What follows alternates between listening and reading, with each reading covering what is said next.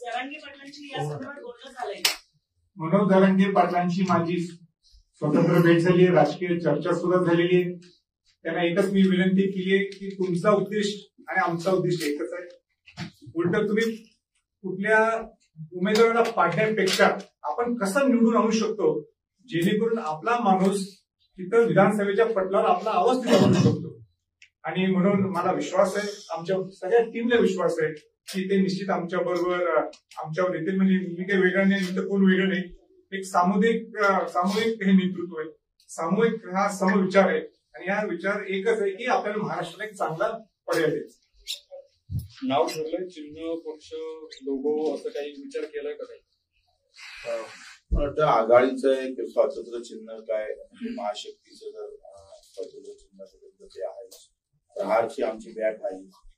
आता प्रत्येकांचं जसं राजे संभाजी राजे आहे हे ठरवून म्हणजे एकत्रित एकतर आघाडी महाशक्तीचं चिन्ह नंतर मग स्वातंत्र्य. बच्चूकडं आता महायुतीतून बाहेर आले असं म्हणायचं. आता काय दुसरं काय म्हणता येईल